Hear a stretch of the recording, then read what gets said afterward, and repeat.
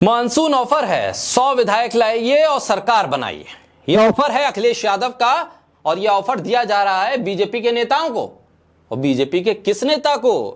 BJP के नेता केशव प्रसाद मौर्य को। कहा यह जा रहा है कि पिछली बार भी जब पूरी कमान केशव प्रसाद मौर्य के हाथ में संगठन की थी, लड़ भिड़ के उन्होंने चुनाव जितवाया बीजेपी को और आखिरी वक्त में योगी आदित्यनाथ को कुर्सी दे दी गई, तब बहुत दर्द था, बहुत टीस थी। लग ये रहा था कि केशव प्रसाद मौर्य की इच्छा मुख्यमंत्री बनने की बार बार जाग रही है। इससे पहले भी, अभी ये लोकसभा चुनाव से पहले अखिलेश यादव ने ऑफर दिया था कि बिहार से एग्जाम्पल लीजिए, 100 विधायक लाइए, हम समर्थन करेंगे, सरकार बनाइए। ये ऑफर अखिलेश यादव का अब चुनाव के बाद भी जारी है।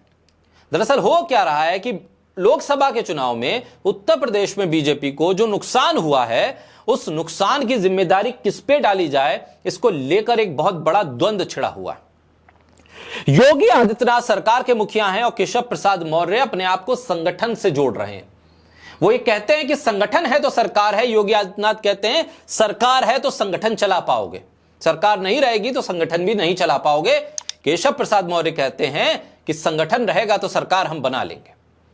दरअसल बहुत से नेता हैं जो ये कहते हैं कि संगठन की सुनी नहीं जा रही, विधायकों की सुनने वाला कोई अधिकारी नहीं है, हमारी बात को नहीं सुना जा रहा, मनमाने ढंग से फैसले हो रहे हैं और सरकार के मनमाने फैसले ही हैं जिसकी वजह से जनता हमसे नाराज है और जनता हमें वोट नहीं कर रही है। सरकार कह रही है, यानी योगी आदित्यनाथ की तरफ से लोग कह रहे हैं कि भाई हम सरकार चला रहे हैं, मजबूत सरकार चला रहे हैं, हमारी कानून व्यवस्था की वाहवाही है, हमारे बुलडोजर मॉडल की वाहवाही है, इसलिए हम बार बार सरकार बना लेंगे, हम योगी आदित्यनाथ के चेहरे पर सरकार बना लेंगे उत्तर प्रदेश में।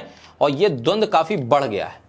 दिल्ली से आने वाले संगठन के महामंत्री से लेकर राष्ट्रीय अध्यक्ष तक केशव प्रसाद मौर्य के साथ लगातार बैठक पे बैठक कर रहे हैं। लग ये रहा है कि घेराबंदी तगड़ी हो रही है योगी आदित्यनाथ की और सरकार में बहुत कुछ बदल सकता है, बीजेपी में बहुत कुछ बदल सकता है विधानसभा चुनाव से पहले पहले।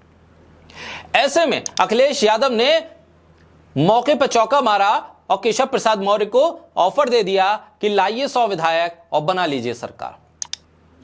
केशव प्रसाद मौर्य समाजवादी पार्टी के बीच ट्विटर पर कितना संग्राम छिड़ा रहता है। हर अखिलेश यादव के ट्वीट पर केशव प्रसाद मौर्य का ट्वीट आता है, शिवपाल यादव के ट्वीट पर केशव प्रसाद मौर्य का ट्वीट आता है, लेकिन सबके बीच अखिलेश यादव कह रहे हैं मानसून ऑफर है, 100 विधायक लाइए, सरकार बनाइए।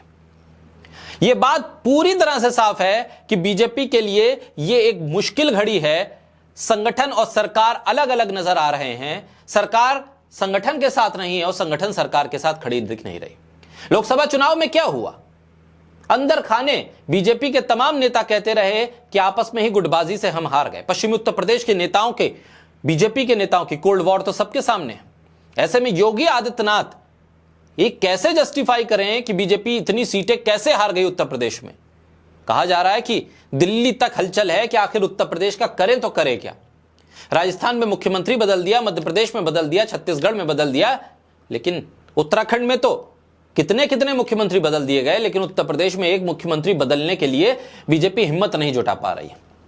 ऐसे में एक बहुत बड़ा वर्ग है बीजेपी का उत्तर प्रदेश से जुड़ा, जो केशव प्रसाद मौर्य उसमें शामिल हैं या उसका समर्थन करते हैं, या वो वर्ग केशव प्रसाद मौर्य का समर्थन करता है कि भाई बदलाव चाहिए, केशव प्रसाद मौर्य को बड़ी जिम्मेदारी मिले, इस बात की पैरवी की जा रही है।